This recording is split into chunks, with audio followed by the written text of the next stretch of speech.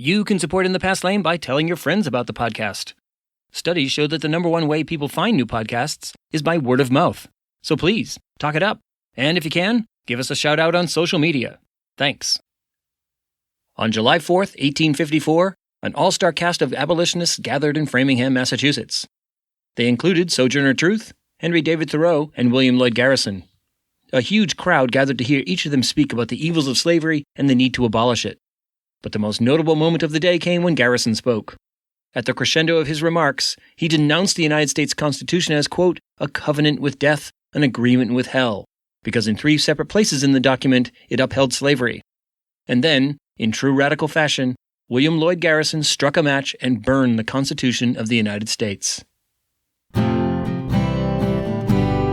You are listening to In the Past Lane, the podcast about history and why it matters. We, the people of the United States, in order to form a more to huddled masses yearning to breathe Consider free. that we shall be as a city upon a hill. That all men and women are created equal. Give me liberty or give me death. Nobody's free until everybody's free. The government of the people, by the people, for the people, shall not perish from the earth. History matters because it's not just about the past. History's about us, here and now. It explains the world we live in and why things are the way they are. And history gives us insights into how to achieve a more just, peaceful, and prosperous future. So people, let's do this.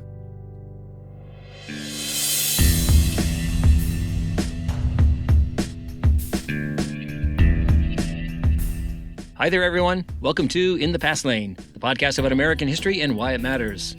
I'm host Edward T. O'Donnell, your historian at large, and this is In the Past Lane, episode 177, in which we explore the vital role that radicals and radicalism have played in shaping U.S. history. We are brought to you by SBI, Snoring Beagle International, and come to you this week from the Come Outer Studios, located in central Massachusetts. You can learn more about me, this podcast, and our guests at our website, inthepastlane.com, and on Facebook, Twitter, Instagram, and our YouTube channel. Guiding us along as always is our totally rad executive producer, Lulu Spencer. So what's happening in the Past Lane this week? Well, as you may recall, in my last full episode, I announced that I'd be taking a hiatus from the podcast to catch my breath and to finish a documentary film that I've made with my students. So here's how this will work. After this episode, I won't drop any new ones until the first week of January. Between now and then, I'll pull some of my favorite episodes from our archive and drop those for your listening pleasure. Hopefully that'll keep your hunger for history satisfied. In other news, I want to alert you to a very cool history show that's just been released, featuring Peter Sagal of NPR's Wait, Wait, Don't Tell Me, and yours truly. I know, pretty cool, right? It's called History, with the S in history being a $sign because the theme of the show is finding the money behind the story, like Watergate or the Civil War. You can find the show on the Discovery Channel's new streaming service called Curiosity Stream. Let me know what you think of it. Also, I want to thank several new financial supporters of the podcast who signed up to make a monthly donation via Patreon or a one-time donation via PayPal. Thanks to Gene Y., Nestor S., and Paul K. Your support is awesome, and I really, really appreciate it. Finally, I want to give a shout-out to Scott Carter, a high school social studies teacher from Atlanta, Georgia, and a friend of the podcast. I met him at the Sound Education Conference in Boston back in October. Great to meet you, Scott. Keep up the good work. All right, let's get to our main feature, my interview with Holly Jackson about her new book, American Radicals, How 19th Century Protest Shaped the Nation. Okay, people, prepare to be radicalized. Your journey in the Past Lane begins now.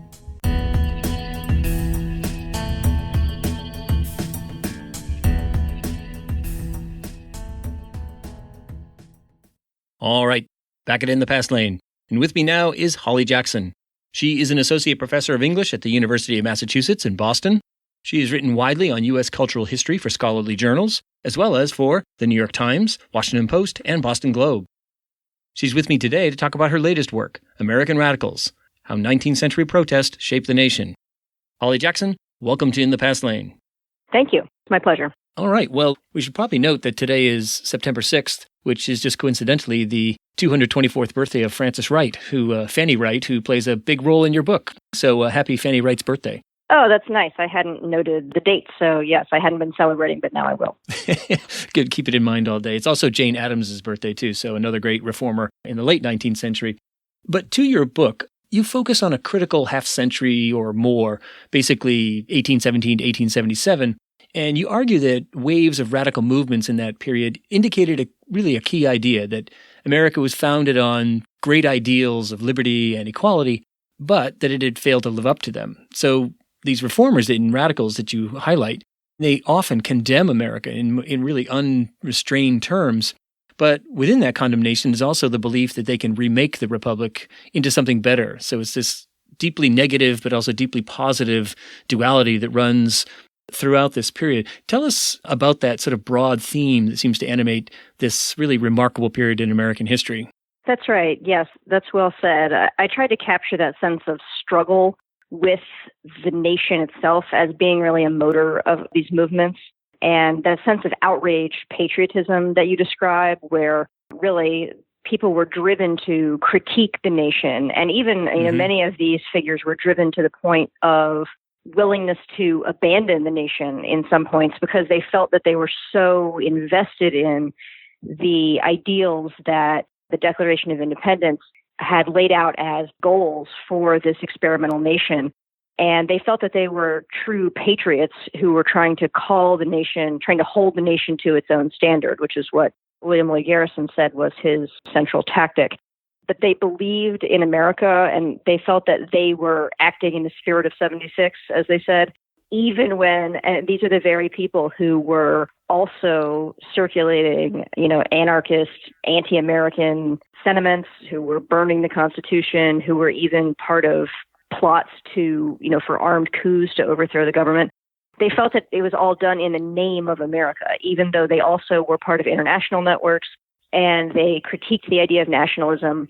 They did believe that the United States had set out for itself a special mission that had to do with equality and justice and just with a kind of human flourishing that the hypocrisy of its lived practice had made impossible, and that they were trying to bring the nation back to those founding ideals.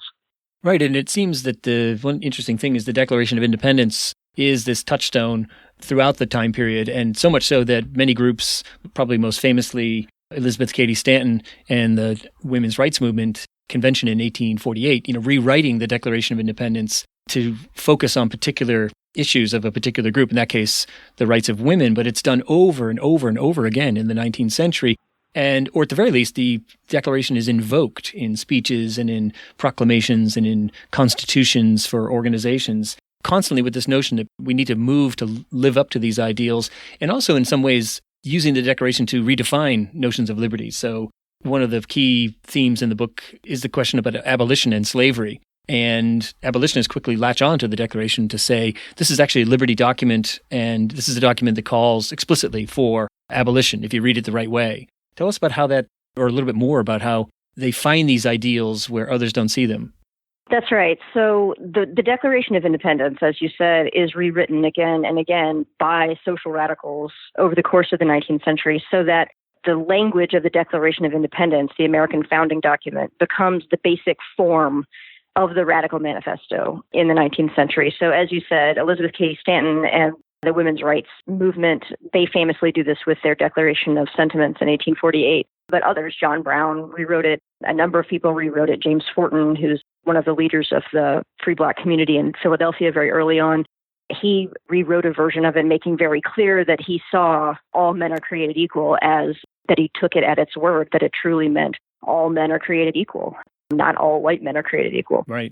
So yes, but this struggle over interpretation continued, and this perhaps even more so with the Constitution, and really the tension between the Declaration of Independence, which seemed to be this radical manifesto in itself, and then the Constitution that allowed for slavery and allowed for its protection and empowered the South, empowered enslavers.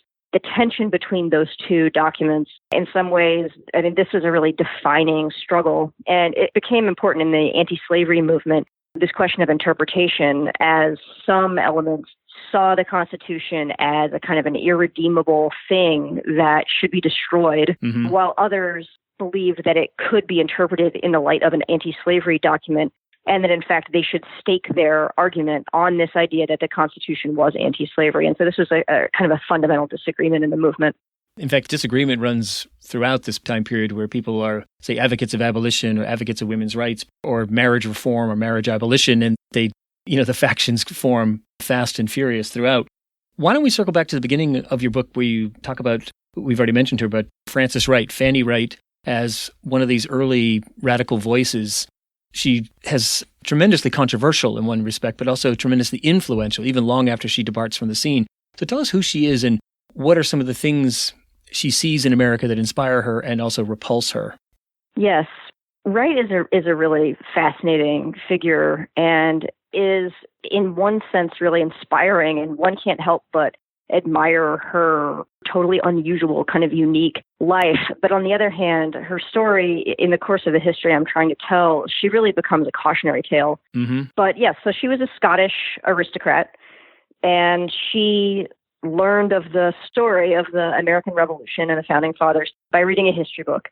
And this was, to her, the most inspiring story in human history. And she developed a kind of attachment to the idea of the United States as a utopian place where the ideals of the Enlightenment would truly be enacted, where she as a woman could be free, where people would throw off the shackles of superstition, as she called it, or religion. And so she felt that she had ideas about how to rout out the remaining hypocrisies of the nation. She felt that slavery was a particularly odious and a really disappointing contradiction in life in America when it had pledged itself to these high ideals of freedom and equality.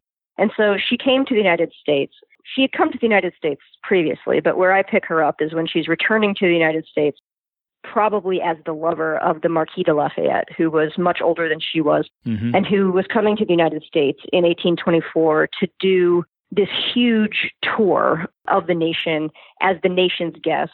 He was a French hero of the Revolution, and he was only in his 60s at this point when the nation was approaching its 50th anniversary. And so the U.S. paid for him to come and tour the states of the Union and to inspire people with the idea of the Revolution and its memory, in part because the rest of the founders were all dying. This was the very last moment where the founding generation was still kind of directly present. And I think there's some anxiety about the changing of the guard and about if this nation was going to survive the people who made it and was going to become a state in perpetuity.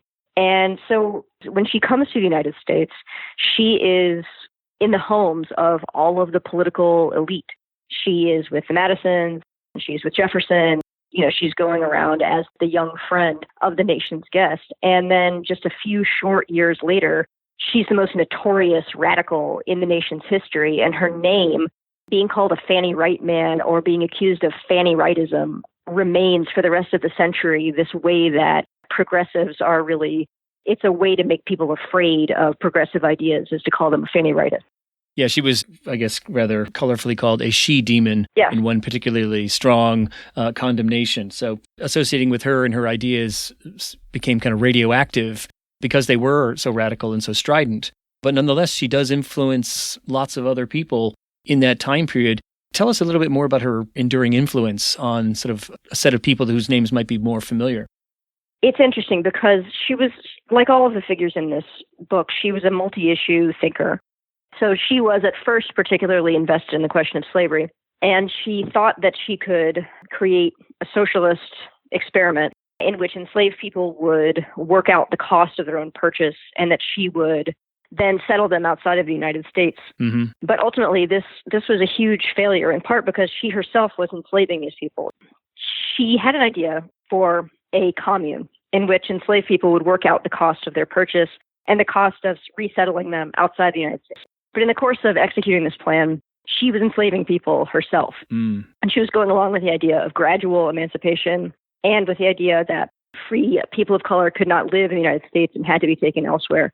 And so this really ended up being a kind of a shocking failure of her own idealism. And she was really just guilty of the same hypocrisy that she saw in the Founding Fathers themselves and in the rest of American society.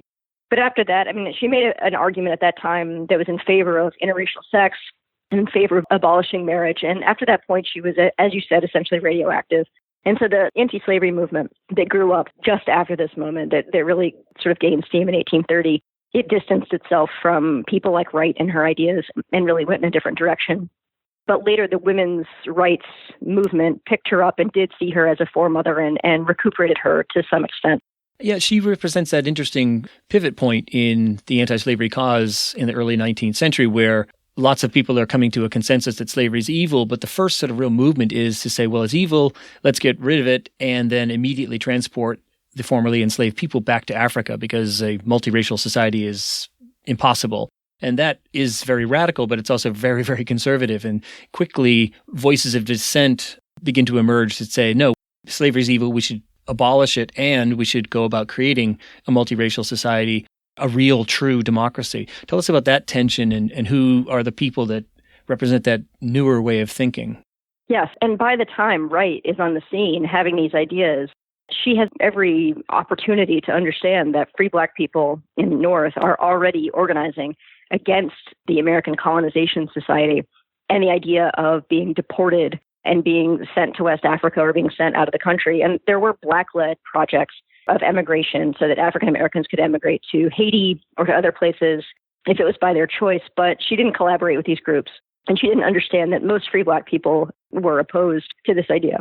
That's one of the most interesting things is how many African Americans step up and begin to say, no way, we are as American as anybody else. We've been living here for generations and we are not going to be deported to someplace we don't know. We are going to take our stand here. And they embrace those ideals of the Declaration of Independence and the idea that all men are created equal. It's quite fascinating.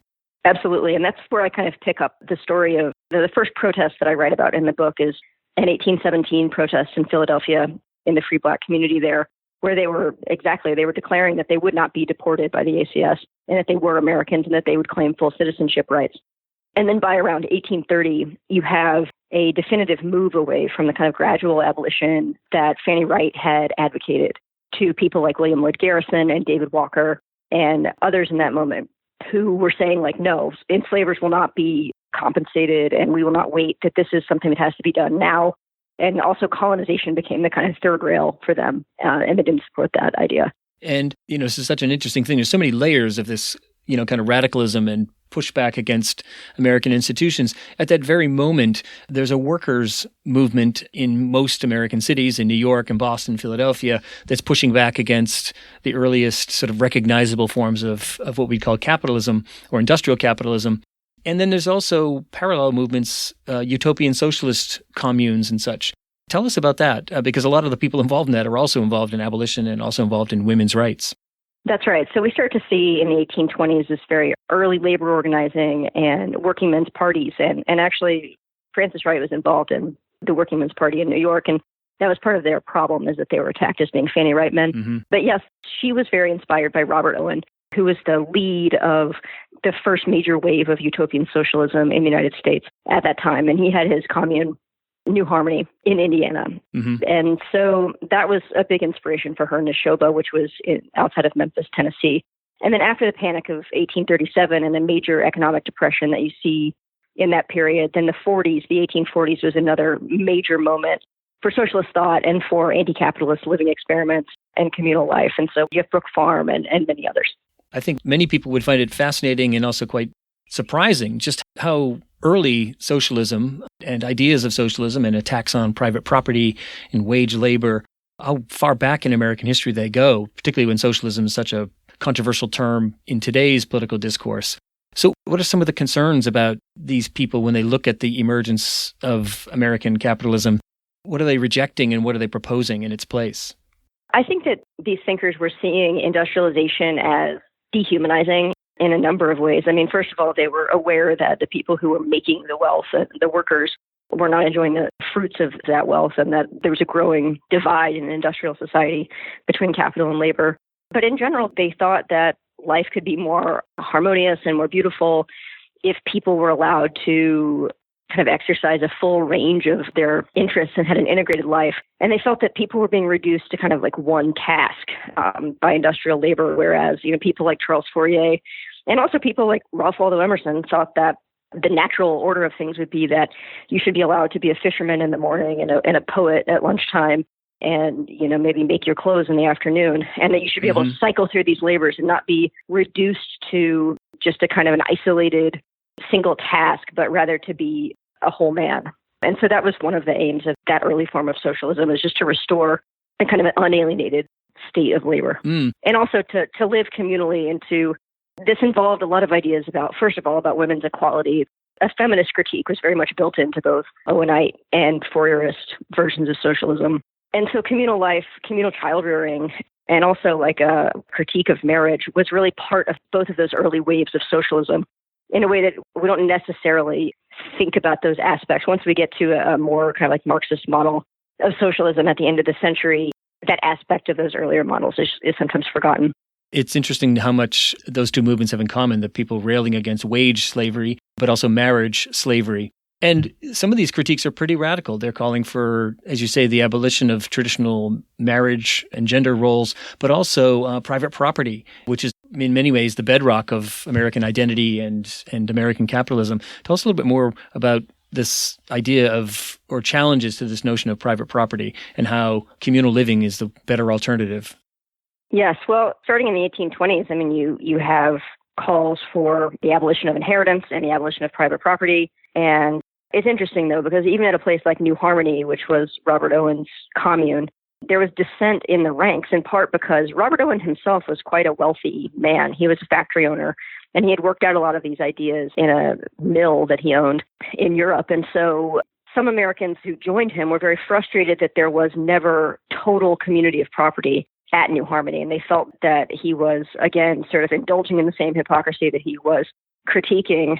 And so it's interesting to see how even in places that were pledged to explore these different models, sometimes the same kind of inequalities persisted. And so that was an issue at New Harmony. It was an issue at Brook Farm and a number of the other communes as well. But yes, I mean, private property was throughout the century and the period that I write about. And the big issues were slavery and racial inequality. They were gender inequality and kind of women's liberation, and marriage was a big part of that. And then, yes, the other one was the question of work and property. And property sort of stayed on the table from the 1820s on until you start to have these like really explosive labor demonstrations by the time the book ends in 1877. And these conversations only intensify in the Gilded Age. Another theme that runs throughout, and we touched on it a little bit with Frances Wright, but challenges to organized religion, because all of these institutions overlap in that way. And so therefore the movements, the pushbacks against them also overlap.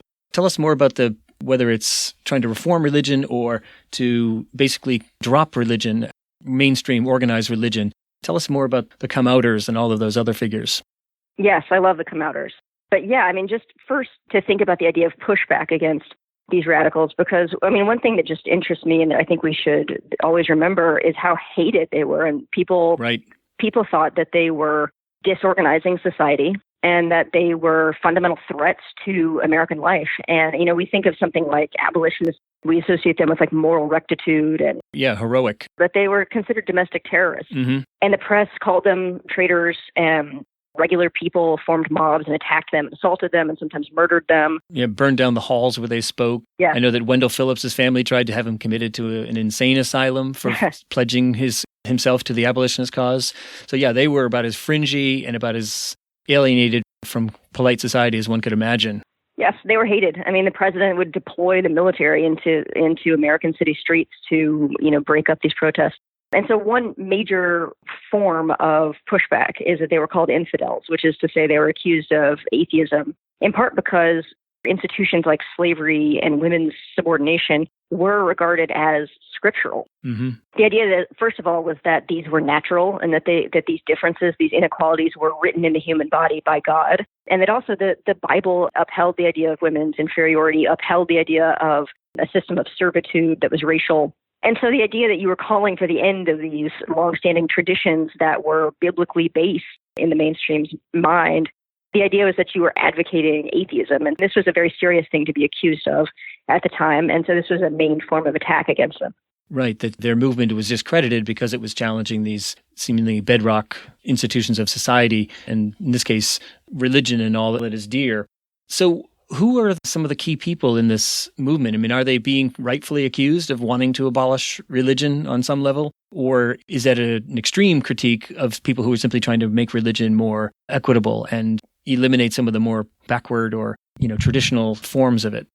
Well, there are many, many different kind of positions represented in the book. And some of these people were atheists. Frances Wright was an atheist, and she thought that religious belief was in itself a negative force in American life, especially at a time when America was becoming much more religious at this time. And she saw it as a very bad trend that would tend away from those political ideals that she was calling for. But others like John Brown were, and William Lloyd Garrison and many others were actually quite religiously devout, but they wanted an alternative form of Christianity that they saw that as well as kind of returning to the foundations of Christian thought. But they, too, were denounced as infidels. But church protests ended up being a really central part of what the abolitionists did, and a very central tactic for them. You mentioned the come-outers, and so a person whose story I really enjoyed writing about was Stephen Foster. And so Stephen Foster was one of the come-outers, the abolitionist come-outers. And he would go into various church meetings on Sunday mornings, and he would sit quietly through the opening. And then when the minister or the preacher stood to address the congregation, he would stand up in the pew and just deliver a loud, disruptive anti-slavery speech about how Christian churches across the country were negligent and were kind of propping up the slave system, and that the point of Christianity was to recognize the fundamental holiness of all people, and that in not taking up the slavery issue full force, that churches were complicit with the slave power. And so he would be dragged out and assaulted and beaten in churches regularly. I mean, he was jailed for this. But yes, coming out, this idea that we should come out of corrupt churches and come out of corrupt institutions, for me, it's also a more widespread kind of impulse that we see throughout the movements that I write about. And as we move through the time period, obviously anything in the mid-19th century eventually gets to the Civil War. And so the kind of advocacy, for example, for anti-slavery is in many ways a theoretical idea in the 1830s and 1840s. But by the 1850s, it's really intense, and abolition, I think it's fair to say, becomes far more radical in its demands for the end of slavery, including, as John Brown embodies, the legitimization of the use of violence to do so. So tell us more about that track that runs through the middle part of your book. Historians describe the change in the anti-slavery movement in the 1850s as a revolutionary turn. And I think that is an apt way of describing it. I mean, many people were articulating the idea that it was perhaps time, after decades of trying to exert pressure on the government to end slavery, that it was perhaps time to actually just start to revolutionize against the government and to overthrow it, or to declare a secession. There was a Northern secession movement. Right. I write about Thomas Wentworth Higginson and others who were calling for the dissolution of the Union, and Garrison had called for that for a long time. But yes, violence is a really key question, because non-resistance, Garrisonian non-resistance, was a way of talking about radical pacifism. They didn't believe in voting, they didn't believe in the military or celebrating the military with statues or anything like that. They didn't believe in capital punishments. And this had been a very controversial, radical facet of Garrisonian abolitionism for a long time. But then as the 1850s wore on, the fight really did turn to violence. Things in Kansas heated up. There was basically like a sort of a kind of an unofficial war going on the ground in Kansas. A senator from Massachusetts, Charles Sumner, was attacked on the floor of the Senate. And the fugitive slave crisis, where enslaved people who had liberated themselves and gotten to the northern free states were detaining them and sending these refugees back. And they were threatening protesters with violence, even with cannons and weapons of war. And so people became increasingly open to the idea that violence was necessary after 1850. And Black abolitionists, I mean, this was always a kind of a controversial issue, and there were people on both sides of it. But increasingly, even people who had been devout non-resistance over the course of the 1850s, including Garrison himself, came to support the idea of the Civil War and of a kind of a military action as a necessary measure for the end of slavery. Right, that suddenly it just seemed that no other way. By the eve of the Civil War, Garrison had been working for 30 years, peaceful version of things and trying to coax people and to convince people of the evils of slavery. And he and many others had come around to seeing the war as really the only instrument, that violence was the only way that slavery was going to be demolished. That's right. And there were a very few holdouts who never accepted the idea that military force was an acceptable measure. But yes, it's a very interesting transition in Garrison's thought that he does come to. He supports Lincoln. He supports the Civil War. And then he goes so far as to say, at the end of the war, when the American Anti-Slavery Society is meeting for what he thinks is the last time, and he's there actually to close down the organization. Right. Mission accomplished. Right, exactly. So he says, the American Army is now the American Anti-Slavery Society, which to me is just a really kind of a shocking moment coming from someone he was famously in a lot of trouble early on because he called George Washington a man-stealer. He was completely anti-military, anti-government. And so for him to have come to a point by 1865 where he can say, the American Army is now the American Anti-Slavery Society, even over the opposition of other people in the audience, like Stephen Foster, for instance, who said that our goal was never simple emancipation. It was to write the idea of justice in the American heart. And have we done that? He was saying our work is not ended and we have to continue to fight. And Garrison was ready, as you said, to declare mission accomplished. Right. And that's sort of a good setup for the final portion of your book, which is the post-Civil War era up to about 1877. A theme of the book is, in the hearts and minds of these reformers, is that we need a second revolution. It's echoed many, many times, but the period after the Civil War is often called a second American Revolution by historians. Yes. Because it does present this great challenge. The slavery's been abolished. Now what? Who are these people that are no longer slaves? Are they going to be sort of semi-citizens or serfs, or are they going to be deported to Africa? Or, as some radical abolitionists said, should they be full and completely equal citizens in the Republic? We think of those as settled questions, but they weren't settled in the summer of 1865. So tell us, what are the key struggles in that post-Civil War period and how they're resolved or ultimately not resolved? Oh, yeah. I mean, it was a moment unlike any other in American history. And yes, people had started to see the Civil War as a sequel to the American Revolution and the opportunity for a second founding. I mean, the radicals had been talking all century about the necessity of a second revolution and saying that their programs represented a second revolution. And they were talking about a thoroughgoing cultural transformation in people's understanding and people's sensitivity to issues of inequality and oppressive institutions. But yes, I mean, the mainstream saw that moment after the end of the Civil War as the opportunity for a political second founding. And so the Constitution is rewritten through the Reconstruction Amendments to outlaw slavery and to make African American citizens and to give Black men anyway the right to vote. But these end up being, incredibly contentious moments for the radical coalitions that had before the war been very much entwined. They really start to unravel and come apart and fight each other viciously right around that suffrage moment. And this is, I think, in the book, a really kind of disappointing falling action moment where we see these really like amazing coalitions of these particular people, like even just taking, for example, Frederick Douglass and Elizabeth Cady Stanton. Right. And basically at Seneca Falls, the women at Seneca Falls were not really there to declare suffrage a goal. I mean, they were ready to abandon suffrage. I mean, people think of that as the beginning of the suffrage movement, but in fact, they had in mind a kind of a broader women's liberation agenda in mind. But it was Frederick Douglass who stood up at Seneca Falls and said, you have to understand, you have to go for suffrage. This is the right that you need in order to secure all the other rights.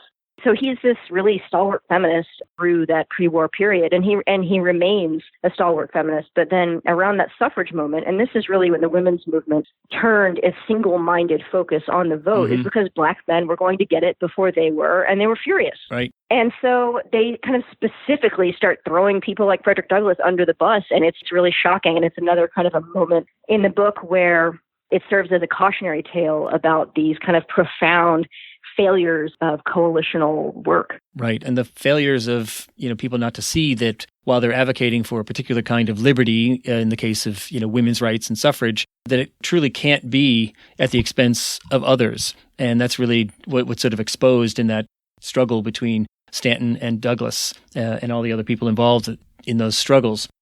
Yes, and we do have Black feminist voices in that moment. Like in 1866, we have Frances Harper standing up at one of these conventions and saying, white women, you need to understand we are all bound up together. And this is a theorization of what we now call, intersectionality. Exactly. But she was saying white women do not understand this, that in her experience, that being a Black woman, that race and gender could not be teased apart, and that they as a movement had to take them on together. And there were moments throughout the decades that the book covers, there were moments when people really did seem to see all inequality, all oppression as connected under the surface. And this is really what radicalism is about, is rather than going for the reform of a single issue, it's this idea that nothing is off the table, that all forms of social suffering are related and have to be taken on, and that you can't compromise on one in order to give another precedent. But in this particular moment, that kind of thinking, it really was that there seemed to be spoils on the table. And for some elements among these activist communities, it was just kind of like a grabbing for the spoils and a willingness to sell out other people who had long been members of their coalition. Right. And that kind of points us to the present day. I always ask the people I interview, what's relevant? Your book is fascinating, but what's relevant about its themes in our current moment? And, one thing, broadly speaking, is that Americans very often have an idea that in the past, everything was quiet and cooperative and we all, we got along and people knew their place and so forth. And that only now, and that could be now in 2019, it could be now in 1946, and going back in time, that only now are people radical and angry and taking to the streets. And that your book really makes clear that that's not the case. That the American past and the American debate over liberty and freedom and equality has always been very contentious. What else is in your book that sort of connects us to the present day? Yes, this idea that history has been made and shaped by specifically these social struggles. What's interesting to me is that so often we are asked to think specifically of struggles around identity issues like gender or race, for instance, as somehow kind of add-ons or even distractions from like real politics or something. But when you look back at this moment, it's very clear that American politics has been a struggle over these issues of who is an American, who counts, who will America work for. These identity issues, this is American politics in a certain way. But in another way, yes, one of the reasons that I wanted to write this book now and tell the story now is just that since 2008, and even in a more acute way since 2016, we are living in this moment where we're seeing radicalization and these various movements that have been mobilizing since that time. And when you look at this history between 1817 and 1877, you see that we're talking here about Americans who are radicalized by hearing stories about family separation, right? Mm-hmm. Or about federal agents who are hunting refugees, or about women's sexual assault and as just part of the daily experience of being a woman, or about an economic 1% that has an outsized control of the government, or about, how American consumer choices form part of this kind of global network of exploitation. These are the same issues that still are radicalizing Americans and concerning Americans now. And I think that we can look to this previous moment and see other Americans who felt this way and who came to different points where they could no longer stand idly by. And they kind of had the courage to make themselves heard. And they did. I think they did affect real change. I think that they were flawed. And, the book focuses quite a bit on their flaws and on their failures, but that the work remains and that some of the same work remains for us to pick up today. Well, I think that's a perfect way to wrap this up. Well, Holly Jackson, this has been a great discussion, and this time period is a particular favorite of mine. I've always been interested in the history of American radicalism, and ended up, writing about Henry George in the period that picks up after the end of your book. Yes, I know. It's a great book. Thank you. Very interesting connections here, and of course, as you say, right up to the present day. A lot to think about, a lot of ideas and insights to be gained by people who are pushing for justice today. So thank you very much for taking the time to speak to us at In the Past Lane. Thank you. Holly Jackson is the author of American Radicals, How 19th Century Protest Shaped the Nation, published by Crown and available wherever books are sold. Okay, people, I'll see you in January. Happy holidays.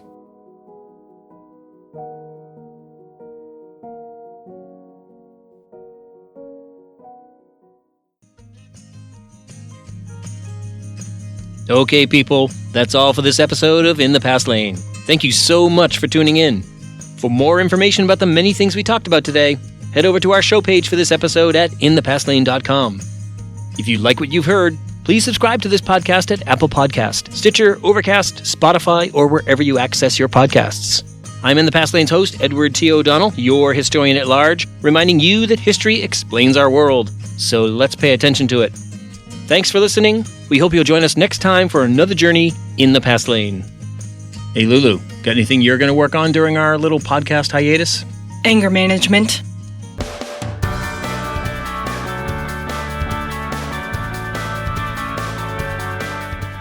SBI, Snoring Beagle International.